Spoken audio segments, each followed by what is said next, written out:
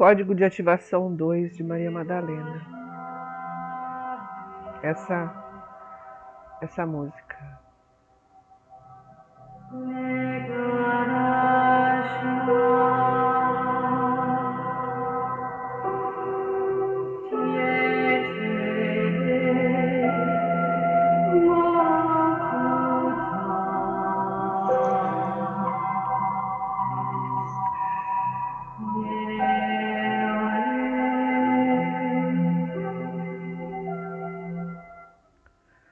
Iremos dar continuidade, então, à leitura do livro, né? Nós estamos no prólogo, a segunda parte, que é Miriam no jardim. Muito bem. Então, vamos lá, continuar. A última frase foi assim: Miriam mergulhou novamente nos desvaneios durante a viagem, né? Ela estava viajando da longa jornada, se fundiram em uma única dor que tomou ela por inteiro. Então Miriam novamente mergulhou na sua história, né? Porque ela estava viajando e neste momento, viajando depois da morte de Jesus, de Yeshua, e agora ela estava indo com Youssef, né, embora daquela terra para protegê-la. E em dados momentos na viagem, ela ia lembrando dos tempos que ela conheceu Yeshua. Então Miriam mergulhou novamente nos devaneios, embalada pelo incansável balanço das lentas passadas do jumento, que seguia pelas infinitas dunas do deserto. Ela sabia que seria um casamento dinástico. Não esperava que Yeshua o visse com outros olhos e sorria agora, ao se lembrar da ternura do marido, da gentil preocupação com sua timidez. Ela não podia enfrentar as memórias amargas daqueles últimos dias. Yeshua não gostaria que ela revivesse tamanho horror e agonia. Em vez disso, seus pensamentos voltaram a um tempo remoto e eles não tiveram muitas oportunidades de estar juntos. Entre aspas, não posso demorar, minha amada, disse ele. As pessoas estão feridas e oprimidas. Estão aleijadas e cegas. Elas acreditam que Deus as abandonou em sua própria desgraça. Preciso voltar às ruas, tratar de suas feridas e curar seus corações partidos. Fecha aspas. E ela o deixava ir. No início, ele parecia surpreso com o seu poder de curar. Uma vez disse à esposa que sentia esse poder sair dele quando alguém tocava suas vestes.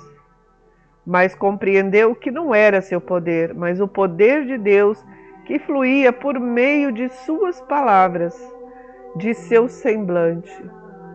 Sua presença inspiradora encantava os amigos e seduzia as multidões.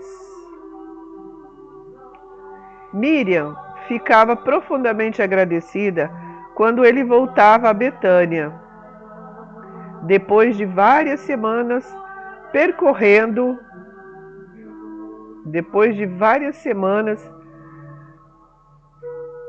peraí, me perdi aqui.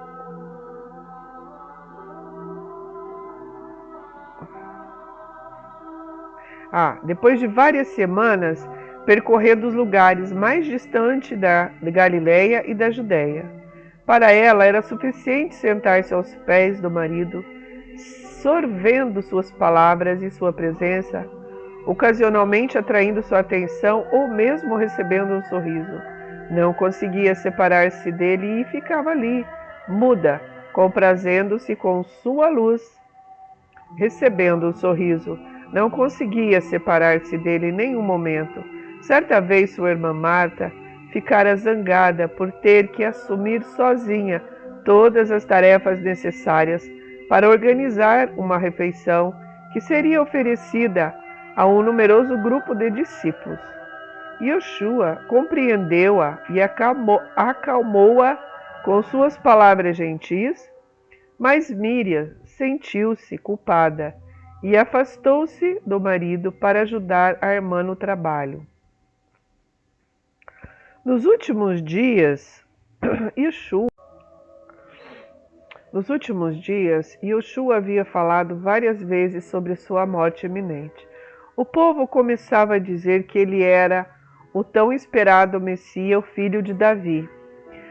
As pessoas aglomeravam-se nas ruas com folhas de palmeiras nas mãos, como sinal de reconhecimento das profecias messiânicas de Miqueias e Isaías.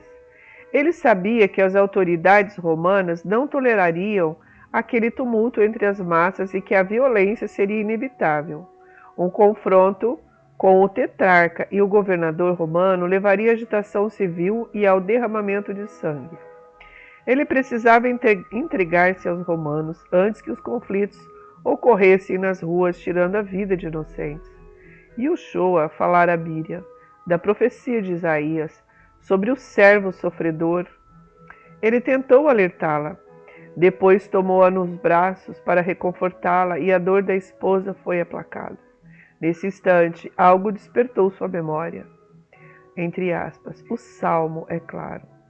Agora ela se lembrava porque ficara tão estarrecida quando vira os soldados romanos repartir entre si as vestes de Yoshua, enquanto ele pendia na cruz agonizando. Estava tudo nos salmos. Era contado há séculos, entre aspas. Meu Deus, por que me abandonastes? Fecha aspas. Transpassaram minhas mãos e meus pés.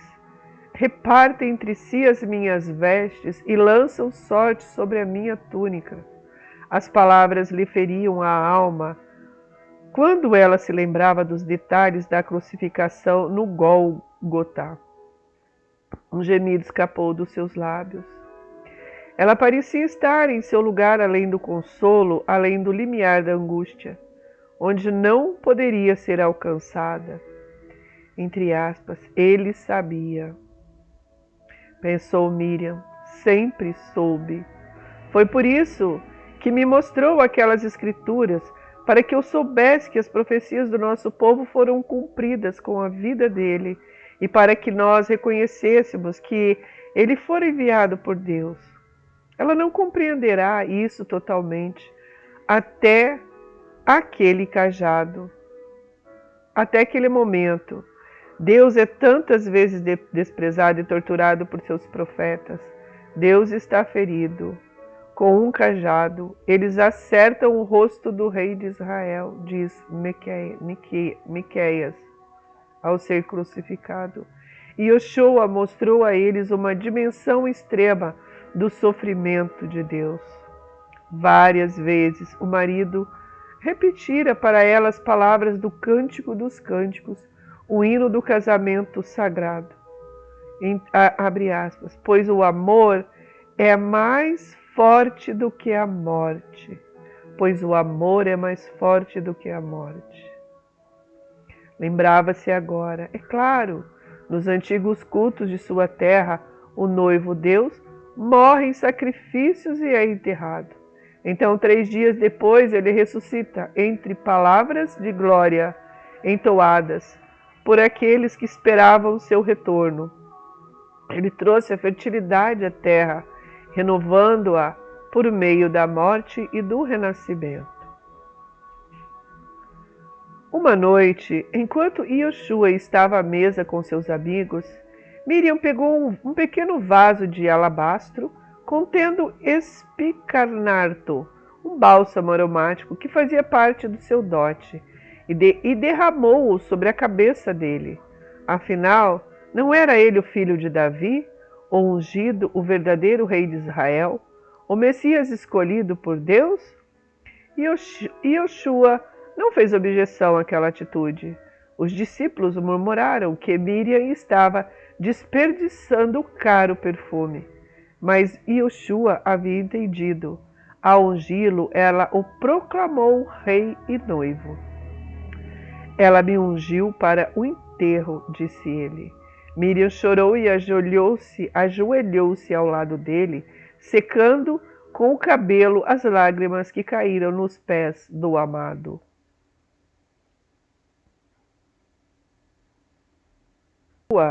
Yoshua havia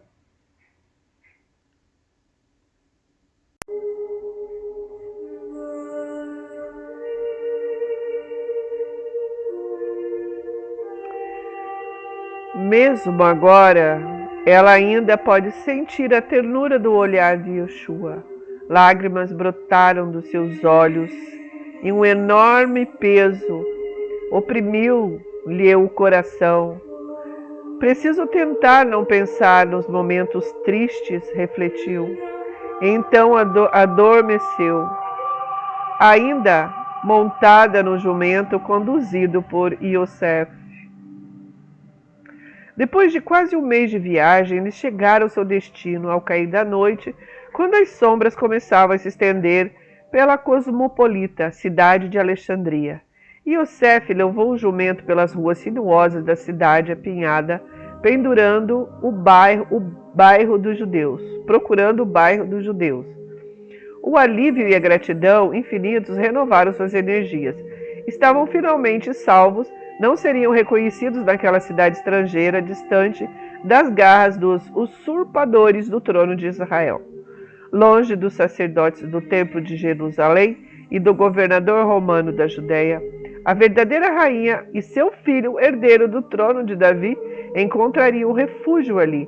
Um dia, por meio dela, a soberania seria devolvida a Sião, como Miqueias prometera. Mas, por enquanto, ela estava a salvo no exílio. O, entre aspas, cetro da ramificação de Jessé seria preservado e a linhagem continuaria por intermédio do filho de Miriam. Depois de algum tempo, o herdeiro de Davi retornaria a Jerusalém para reclamar o trono que lhe pertencia por direito. Seu reinado, então, seria instituído como Deus prometera, pela voz dos profetas. Assim, Yosef de Arimateia acreditava. Ele encontrou a rua que procurava, encaminhou-se para a casa de seu amigo e bateu à porta. Miriam acordou com o barulho das pancadas. O som ecoava em seus ouvidos como o do martelo que batia nos enormes pregos de ferro, perfurando os pulsos de Yoshua. Não, não, ela gritou, desesperada, afastando-se de onde vinha o barulho, sem despertar totalmente, lutou para abrir os olhos e fugir daquelas lembranças. A luz do exterior atravessou as rachaduras da porta, anunciando o amanhecer. Sentiu-se grata. Agora estava completamente acordada. A gravidez deixara seu corpo pesado, mas os braços e as pernas continuavam magros. Alguns meses haviam se passado desde a viagem pelo deserto. Os amigos de Yosef cuidavam bem dela, fazendo de tudo, mas Miriam procurava o consolo nos próprios pensamentos. Sentia-se mais feliz quando estava sozinho.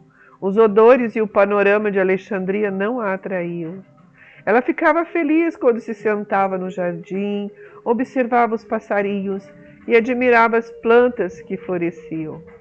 Muitas vezes ajudava a cozinhar ou tecer, tarefas que lhe davam prazer. Estava bem disposta. Tentava não pensar em Jerusalém, nos dias traumáticos que precederam sua partida. Mas de nada adiantava. O peso no coração era enorme. De vez em quando ela refletia sobre a tumba vazia de Yoshua. O que poderia significar? Ainda estava seguinte ao sabá? Ele correu até a tumba no jardim de Yosef, onde o corpo torturado de Yoshua fora depositado. Mas ele não estava lá. Terrorizada, ela fugiu. Confusa, tropeçou e caiu. Quando conseguiu se acalmar, olhou para cima e viu um jardineiro caminhando em sua direção. Desesperada, gritou e implorou que lhe dissesse onde haviam colocado o corpo maltratado de Yoshua. De repente, percebeu que era o próprio Yeshua que se aproximava. Miriam gritou de alegria e quis jogar-se aos braços dele. Sorrindo, Yoshua ajudou a levantar-se, mas ao mesmo tempo balançou a cabeça e disse, entre aspas, não me abrace, disse ele. Então, com suavidade e firmeza, ele a soltou e com um sinal de adeus desapareceu tão repentinamente quanto surgira. Miriam ficou ali parada, olhando para o nada, para o vazio do jardim. A criança se mexeu em seu útero. Olhando para baixo, ela sorriu. Não demoraria muito, seu filho seria forte e belo, o cumprimento das profecias, um rei justo e honrado, ungido filho de Davi. Ele seria um filho especial, a esperança de Sião. Ela esperaria pacientemente o dia em que as palavras de Deus seriam cumpridas. Sem muita agilidade, Miriam levantou-se da cama, vestiu-se para o dia, firme em sua fé. O trabalho do parto foi longo e difícil.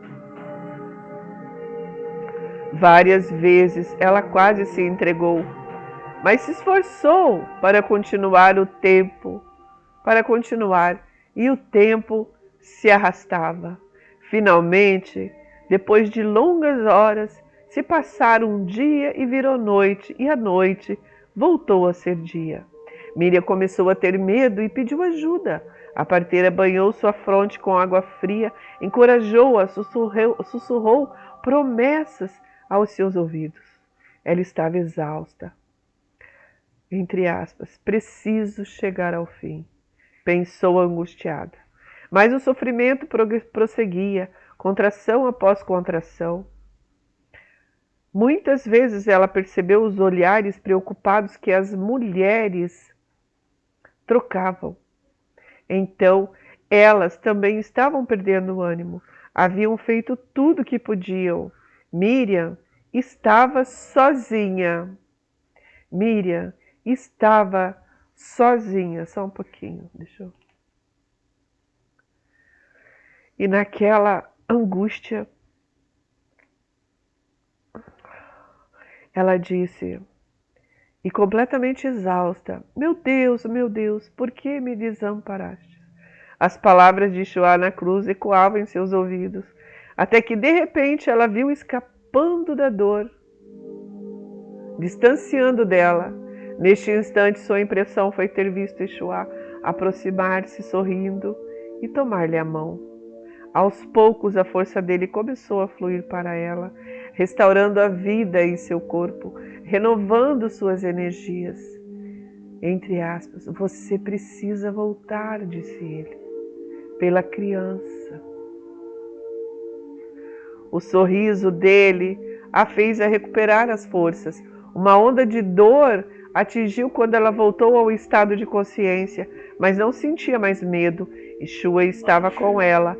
Nunca abandonara. Agora Miriam conseguia entender.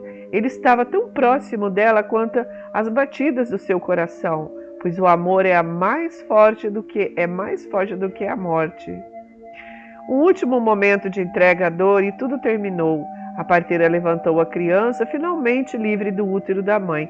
Deu uma palmada em suas costas e deixou escapar um leve grito de surpresa. Ai, seu bebê, Miriam! A criança vive, anunciou ela, depois de tantas horas de desespero. Um lindo bebê, uma filha. Espanto e incredulidade tomaram conta de Miriam. Não pode ser, pensou. E as promessas, as profecias? Deve haver algum engano. Não pode ser uma menina. O filho de Davi, o cetro de Israel, não pode ser uma menina. Completamente exaurida e confusa, Miriam caiu em um sono profundo. Horas depois, ela acordou. O quarto estava fresco e limpo, sem nenhum sinal de que ali havia acontecido um parto tão difícil. Alguém levara rosas vermelhas e as colocara em um vaso sobre a mesa. Deixa eu pegar aqui uma coisa. Rosas vermelhas. Ai, ai. Alguém levara rosas vermelhas e as colocara em um vaso sobre a mesa. Ao lado da cama, uma mulher estava em pé, em silêncio, ao lado dela, segurando uma pequenina trouxa. O que é isso? O que ela quer? Miriam não conseguia lembrar-se de onde estava. Confusa, com um sorriso pálido, ela olhou para a estranha. Miriam, eu lhe trouxe a criança. Você precisa olhar para ela. É um bebê perfeito e lindo. Não vire o rosto para sua filha. A mulher parecia angustiada. Sua preocupação com a recém-nascida era verdadeira. Uma criança rejeitada pela mãe raramente sobrevivia. Miriam olhou fixamente por alguns instantes, em silêncio, lembrando do que acontecera. A nuvem de dor e desilusão começou a envolvê-la outra vez. Ela virou o rosto para o outro lado e fixou o olhar na parede. Miriam, pelo menos olhe para sua filha. Está vendo? Está chorando baixinho. Ela precisa de você. Não abandone sua filha. Pense um pouquinho. Ela é inocente. Não fez nada para causar-lhe desgosto. Você tem coragem de rejeitar sua própria filha, o seu próprio sangue? Pouco a pouco as palavras foram penetrando a consciência de Miriam, despedaçando sua dor. Aí ela disse, meu bebê, a filha do meu amor. Refletiu e lembrou-se, Yeshua quis que ela voltasse. Ele a mandou de volta pelo bem da criança. Miriam virou-se para a parteira e excitante, ergueu os braços lentamente para receber a filha. Olhou para o pequenino rosto avermelhado, os minúsculos dedos. O bebê parou de chorar. Uma enorme ternura inundou o coração de Miriam quando sentiu a criança descansando em seus braços. Cada uma das diminutas unhas estava perfeitamente formada. Entre aspas, antes de formá-la no útero de sua mãe, eu já a conhecia, cantou o salmista. Deve ser o insondável desejo de Deus de que a criança da promessa seja uma menina. Talvez as profecias sobre o renovo do tronco de Jessé tivessem sido mal compreendidas pelos amigos de Yeshua. Quem sabe não fosse o plano de Deus que um filho dela voltasse para reclamar o trono de Davi em Jerusalém? Isso pode ter sido apenas a manifestação do desejo dos homens, na esperança de serem salvos da opressão de Roma. Ela sabia que, de alguma maneira, sua filha era a materialização do projeto divino. E sussurrou, Sara sussurrou, seu nome será Sara. Porque Sara acreditava, mesmo quando parecia não haver mais esperanças, que a promessa de Deus será cumprida. Eu não compreendo tudo, mas disso eu tenho certeza. Minha filha é a resposta de Deus às nossas preces. Miriam sorriu para o pequeno embrulho aninhado em seus braços.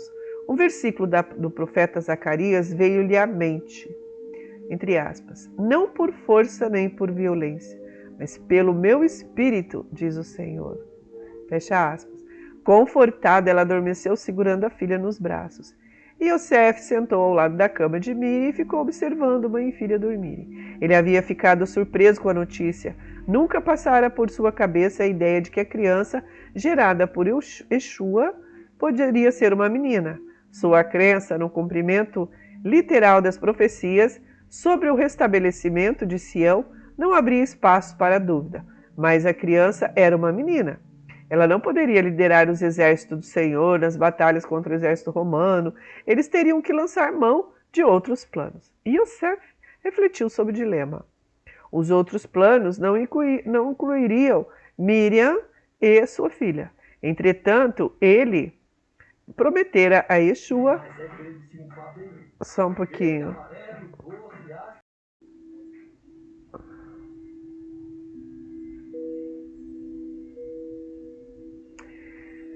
Bom, os outros planos não incluiriam Miriam e sua filha. Entretanto, ele prometera a Yeshua que as protegeria. Os amigos de Yeshua não aceitariam Miriam, uma vez que a criança não era um menino, jamais entenderiam. Era melhor nem contar nada a eles, porque também correria o risco de ter que revelar onde as duas estavam escondidas. Ela estaria mais segura ali, em Alexandria, vivendo no mais completo anonimato. Melhor deixar que a esqueçam, que preguem sobre o reino de Messias sem ela. Yosef ouvira falar de uma terra do outro lado do mar Mediterrâneo, onde as árvores e gramas cresciam em profusão, onde a neve cobria os campos no inverno e onde a areia escaldante do deserto seria apenas uma lembrança. Entre aspas, talvez eu deva levar a criança para Gália, ponderou. A videira de Judá poderia florescer ali, protegida da dor e da opressão. Yosef olhou fixamente para a mãe adormecida e sua filha, entre aspas. Isso mesmo, elas viajariam e construiriam um novo lar. Diziam que a terra era sempre verde do outro lado do mar e que as flores brotavam por inteiro. O Deus de Jacó, o Deus único, as levaria ao lugar onde pudesse plantar sua videira em um novo jardim. E Yosef sorriu pela primeira vez nos últimos dias. A videira de Yeshua é a videira de Miriam. Seus descendentes floresceriam na terra fértil além mar. E de lá um dia elas voltariam a Sião para reclamar sua herança, como o salmista prometera. Como seus ancestrais, que voltaram do cativeiro de Babilônia, elas seriam resgatadas do exílio. Entre aspas, os que semeiam com lágrimas ceifarão com alegria. Vão andando e chorando ao levar a semente. Em seu regresso, vem cantando, carregando seus feixes. Amém. Shalom. Então, essa parte nós terminamos de ler o prólogo, né? No Jardim de Miriam. Agora vamos começar no próximo vídeo o capítulo 1, A Noiva Perdida.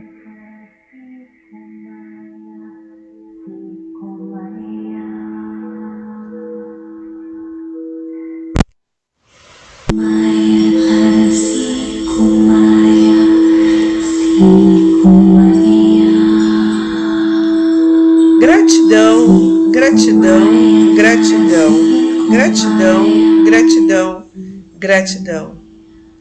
Não esqueça de compartilhar essa playlist com essa história maravilhosa. Se inscreva neste canal, que toda vez que eu for gravando os vídeos da história, os áudios, você vai receber a notificação. Então se inscreva no canal, aperte no sininho, né? E deixe sua energia aqui, seus comentários. Gratidão, gratidão, gratidão. Eu sou Jaya Anandari, representante de Maria Madalena e Jesus. Gratidão.